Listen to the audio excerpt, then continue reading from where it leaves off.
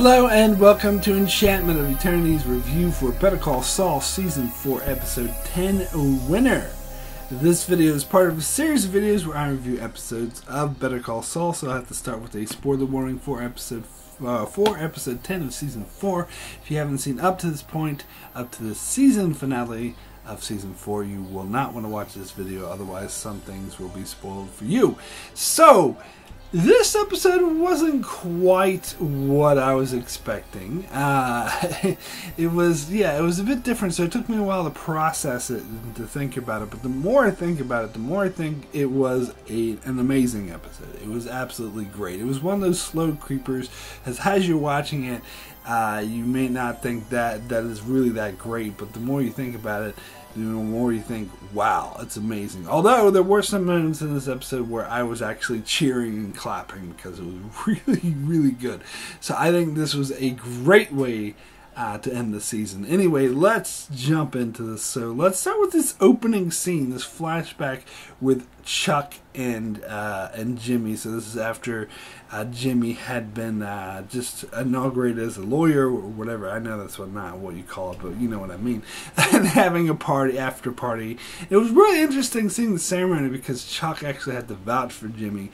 And knowing what we know now, you know that Chuck actually didn't want to. Like, he was just doing it as an act because he wanted to seem supportive for Jimmy, but really he hated the fact that Jimmy was becoming a lawyer, which also explains why he wasn't that festive at the party, because he's actually, you could tell that he saw this as a very bad thing of Jimmy becoming a lawyer, so that gives a lot of spin. And this is a scene, this is pretty much what I was just referring to as the scene. As I was watching it, I thought it was kind of boring. I thought it was too long, and I was just like, okay, come on, get on with it. Also, there's certain shows and movies and scenes in movies and stuff that it seems where characters act like idiots, and it's kind of embarrassing, so I'm tempted to fast forward to it just because I'm too embarrassed for the characters, in this case Jimmy acting like a total idiot. But when I look back in the scene in retrospect, I thought it was absolutely brilliant, especially seeing how relevant, how much meaning it has for the rest of the episode. It's a stroke of brilliance. It's absolutely amazing. So, in this scene, Jimmy wants to go up and sing karaoke with Kim, and they have some back and forth banter, and he ends up wanting to, instead of roping Kim, he wants to rope Chop into going up, so Kim chooses a song, and he goes up and sings, and Chuck really doesn't want to sing, and Jimmy's like, come on, come on, come on, and Jimmy's doing an absolutely terrible job singing. And by the way, I've heard some speculation on this, but I am 100% certain that Bob Odenkirk is not that bad of a singer, that he's purposely singing off but poorly because it fits Jimmy's character. So he's singing very poorly. He ropes Chuck in, and Chuck sings a few lines. He sings a few lines, but eventually Chuck just ends up taking over because he's so much a better singer. He's like doing such a great job at singing, and of course we know the Michael McKean, who plays Chuck, is he's been in stuff like This Is Spinal Tap, and he actually is a good singer. So it was interesting to show off those chops. And then they go home and they're a bit drunk, and you see them sort of still singing, and they're reminiscing. It's a really nice bonding moment. So this scene as I said, is brilliant because it does a lot of things. First of all, as I said, it re-emphasized that Chuck did not want Jimmy to become a lawyer, but also how even though Chuck was unhappy with Jimmy becoming a lawyer, he still loved and cared for his younger brother, and to see the two of them bonding like that was actually showed that there was love between these two brothers and that they did care for each other. But and the singing thing is almost what Jimmy says at the end of the episode, reinforcing that Chuck is always better than him. Like, he does everything better. He does lawyering better. He does, and this is something the show kind of hit on last week, is how Jimmy's always in trouble. Something's always wrong with Jimmy. He always has something. He's always in the gutter, whereas Chuck seems to do everything right. And even with the karaoke singing, which Chuck didn't even want to do, he outshines Jimmy. So there's so many levels that this scene is relevant to later on. So anyway, we get into the episode proper with Jimmy and Kim, and we see that and it's kind of funny that Jimmy is like standing by the Chuck's tombstone and crying. They put on like this event to try to attract attention, to make it clear that Jimmy still feels regret over his brother's death, even though in this time frame it's a year ago, which is interesting because it shows that definitively that it's been a year time span of the entire season, which I think is a much longer time frame than most seasons go. But anyway, so Jimmy basically puts on the show and he cries, like, "Oh, poor Chuck," and they donate this library, I think at a university or something, in Chuck's name, and it was actually Jimmy who paid for it, and they try not to advertise that he paid for it, but they're stinking little hints in there. So Kim's actually very good at doing this sort of conning thing, and I thought it was pretty interesting that she's okay with Jimmy pretending to be sad over Chuck's death. I think maybe part of her thinks that deep down he is sad, he's just trying to deny it, but so that's why she's kind of okay with him faking it, because she thinks maybe he thinks that he's faking it, but really he's not. Really he's bringing up true emotions. However, as we see at the end, we see that she's actually wrong about that, but I'll get to that in a second.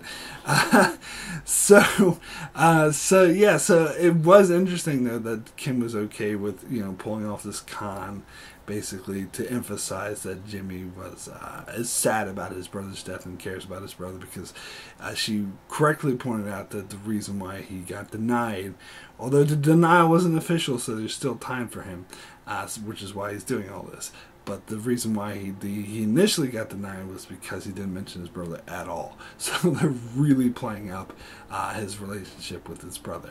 So, and then we get, I think, what is probably one of my favorite scenes in the episode, maybe the entire season, is when, so Jimmy, they mentioned earlier in the season that Jimmy had been on, elected to this board to give out like grants for bright students. I can't remember exactly what it was called, but it's basically young teenagers coming up and they give them like a scholarship or whatever to help advance them. And I remember like Kim was against putting Jimmy in this board because it just rubs his face in the fact that they're giving more chances to other children other than himself, chances he never got because Chuck never believed in them. But he joined the board anyway, and I think it probably at this stage has something to do with trying to again make a better name for himself so he can get reinstated as a lawyer.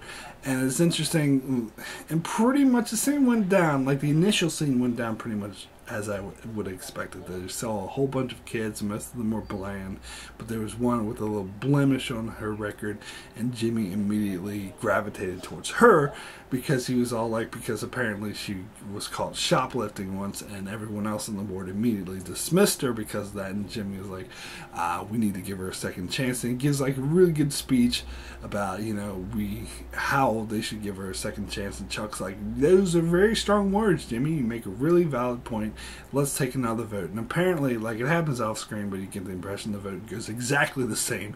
Nobody changes their minds, and you can tell that Jimmy's actually upset about this. And this is amazing. What I think the scene I'm saying that is one of the best of the entire season is when Jimmy goes out and confronts the young girl and just tells her outright, look, you didn't get it, you were never going to get it, they would never forgive you for shoplifting, they're going to always see you as the shoplifter, but don't give up. You go up there and you prove them, you just fight, you cut corners, and do what you need to do to spite those assholes, and then you're going to be up 3 floors above them, looking down on them, and saying how, and just show them, be a winner.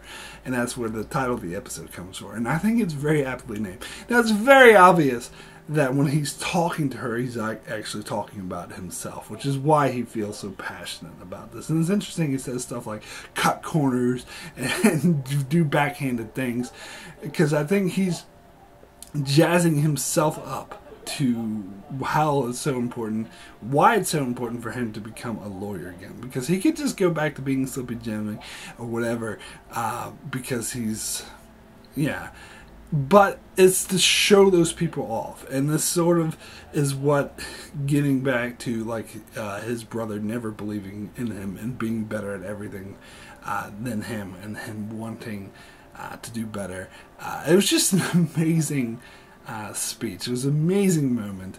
And he was just like, and the young girl, of course, was like, you could see her tearing up, but she was kind of taking on board. She was really caught off guard by this, and she was trying to take on board what he was saying. He's like, do you understand what I'm saying to you? And again, I think this was like reinforcing his own motivations. I thought it was an amazing scene. So then we get into the final scene where they actually go for the hearing, or whatever it's called, to see if Jimmy will be reinstated, and he gets to make a last statement. And apparently Kim had suggested that he read the letter, Chuck's letter, and so he goes up there and he starts reading it, but then he like puts it away and says, you know what, I was going to read this, try to pull on your heartstrings, but blah, blah. And he says, like, stuff that apparently seemed from the heart about how Chuck is always better than him. And if you earn Chuck's respect, that's something that's you know, that is great and amazing, and how much he actually cared for Chuck, and how he's going to continue every time someone says the name McGill, he's going to be proud. I laughed at that because I knew what was coming, because you know what's coming, that he's going to change his name from McGill. He's not going to use the name McGill, so that was the biggest telltale that to the audience, at least, that what he was saying was total bullshit. But you could see Kim's reaction. You could tell that she thought it was from the heart. And actually, for a while there, I was almost questioning whether or not he actually meant this or not, but then by the end of it was clear that he didn't. But he was so convincing, and of course, like, he would get reinstated, and it's funny because it was such a great scene. This is the scene I was cheering at afterwards, when Jimmy is talking to Kim, and Kim, you could tell she's like, because as I said, I think the whole time Kim, I think, believed that he actually loved his brother, and he was sad about his death, and this, even though he was pretending to be moping over him, I think she believed that deep down he actually did feel that way, so it wasn't actually lying. But here, and so that's why I think she thought it was totally genuine, and that he was realizing how important his brother was to him. And then he comes out and says, "Those suckers, I fooled them." It was so great. You could see the look on Kim's face. She was just like, and Jimmy was so oblivious to Kim's reaction. That was absolutely perfect. I do think it was a bit silly that he was bragging about it like right there in the hallway. Isn't he? He should be worried about someone overhearing him. He's being quite loud about it too. Oh, those suckers! And it's kind of hampers back towards the start of the season, where he was able to con those people so easily, and he lost respect for them. He's like, I'm not going to work for you if you're able to be convinced by one stupid argument, which is, in retrospect, it was actually a good setup. It was actually setting up for this scene, because it shows how much disrespect he has for that board now, because he was able to fool them so easily. But what's interesting is that he actually fooled Kim as well. But he doesn't realize this. And it's also interesting that before this, Kim's like going to Jimmy saying, I'm totally going to be on your side. Because I was wondering because it seemed like the relationship might have ended last week's episode, so I was a bit curious on where they stood. But beforehand, like before they went into this thing, Kim seemed to be like totally on board with him, and that they were going to stay together. But that doesn't seem to be the case, and I can't wait to see the next season and see the fallout of this. It was absolutely amazing. And of course, as I expected, Jimmy also requests to file to officially change his name that he practices law under, and Kim's just like, what? Because he just said in there, oh, I'll be proud to have the name McGill, and the first thing he does is to change the name, and he's just like, Saul Goodman.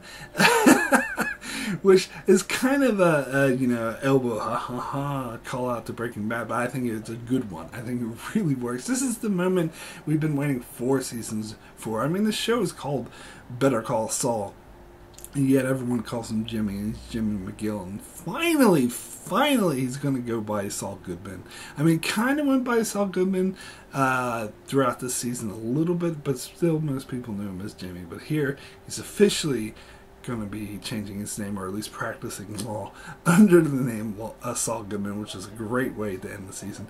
And it was such a great way to end with Kim's total shock about what the hell. Because, and again, getting back into the opening scene, because it shows, it's really good contrast, because it shows that Jimmy and Chuck actually did care about each other, did love each other, but at this point in the stage, Jimmy doesn't love him anymore. Jimmy doesn't care about Chuck.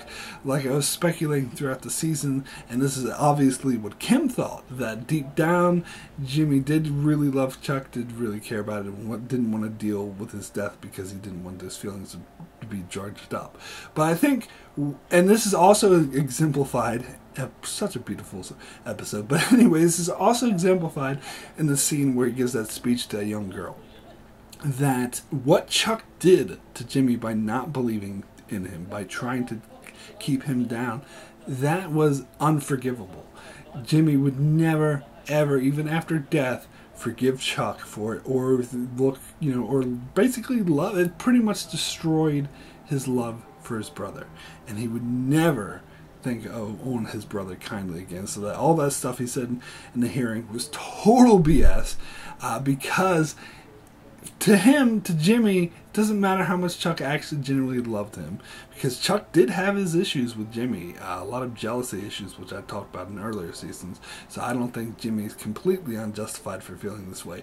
But for Jimmy, Chuck is just a bad guy. He was a bad influence. He was one of the people trying to keep him down, and that's all he'll ever be. And this is shocking for Kim to see Jimmy's reaction to that, to see him call the people in there suckers, because he doesn't realize it, but he's calling her a sucker too, which has gotta hurt for her as well. Yeah, it was just such an amazing scene. Anyway, let's move on to the Mike stuff. This stuff maybe not as good, but it was still good. It was still interesting, because of course we had the Werner, the German in charge of the thing, run off, and Mike is like out hunting for them, and it's pretty cool showing Mike being badass, going to the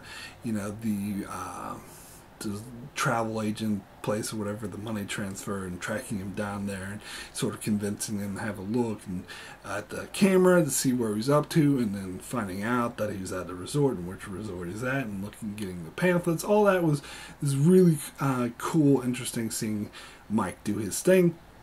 But then they add in the extra element of Lalo, which is cool, because we see this is definitely going to be an interesting character, that he's been sort of observing Gus, and that leads him to Mike, so he starts realizing that something's going on because everyone's freaking out, and so he starts tracking Mike, and I absolutely love the scene.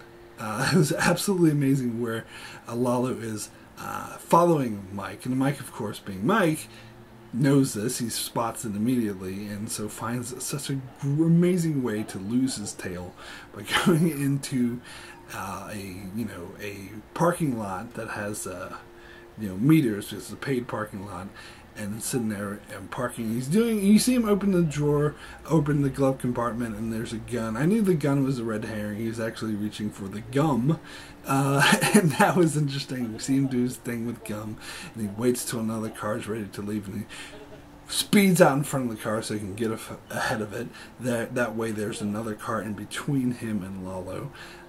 And then he, goes to the parking meter and puts gum in it to sabotage it, so the guy sort of can't get out, and blocking Lalo's way.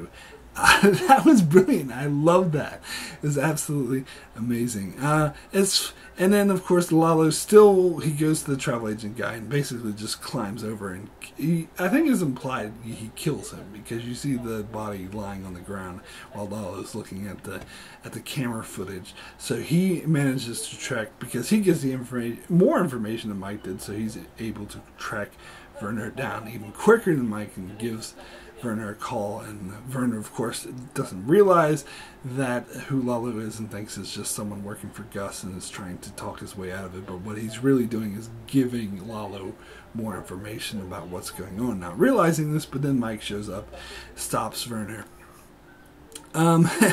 So yes, that was all good. But then we get to I think is a really powerful scene where Mike takes Werner out into the desert to a designated place that Gus takes him to, and Gus tells Mike to sit there and wait for him, and he knows that means that Gus is going to kill him, and so he starts saying, maybe we don't have to do this, we can give him another shot.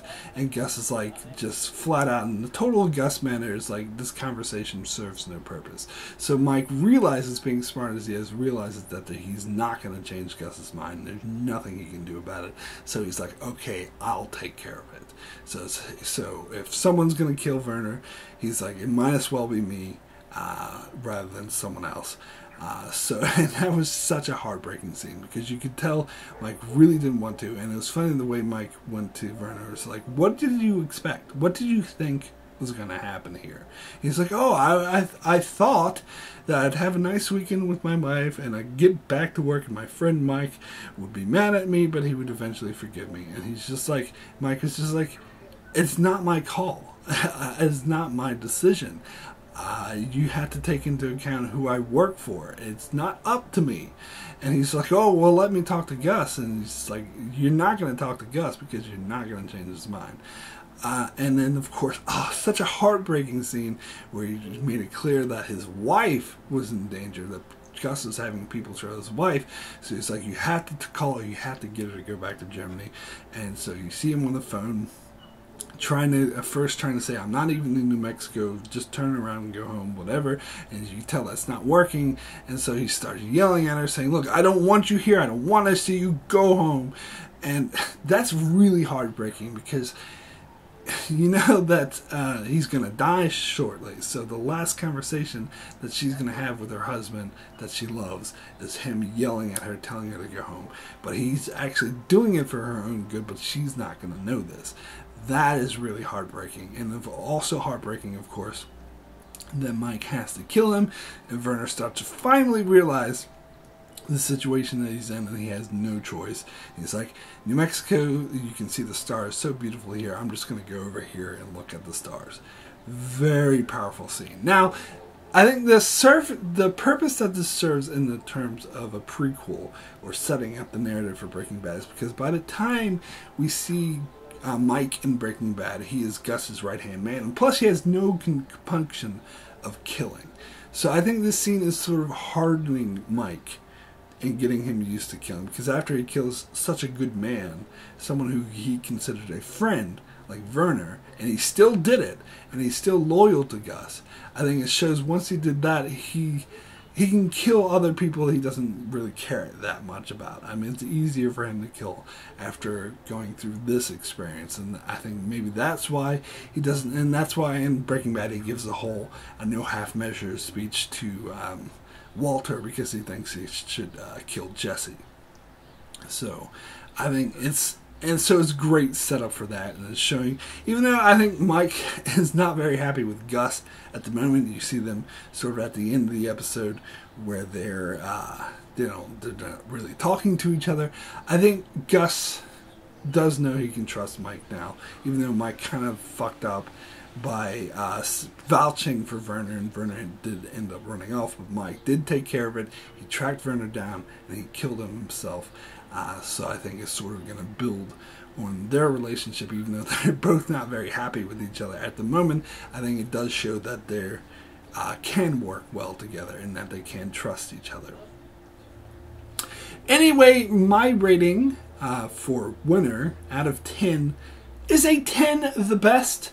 As I said, I thought this was a bit slow in places, but overall I think this episode had a lot of amazing moments. You had a very powerful moment with Mike having to kill Werner. You had that amazing speech that Jimmy gives to the young teen about how people are always going to push her down, and it was really about himself. And of course the ending speech where he was like totally fooled everyone and into thinking that he actually cared about Chuck, and then calling them all suckers for believing that. That was amazing and encapsulated everything. It was really the journey. This is like the nail of the coffin, because a lot of people have been speculating throughout the series run, when is Jimmy McGill going to turn into Saul Goodman? I think this is the answer. It was right here at that ending scene. He is now fully Saul Goodman, and so this is going to be very interesting dynamic to explore next season. That now we have Saul Goodman and Kim, and that is just a relationship that is not going to work. So it's going to be very fascinating to see that. Anyway, thank you so much for watching. I will be back in just a few days to give my overall review of Season 4 Better Call Saul, so be sure to check that out. Also, check out my channel as I do many more videos on other shows like Star Trek, Game of Thrones, The Expanse, Lost, and more. So be sure to subscribe so you can keep up with all of that. And thanks a lot for watching.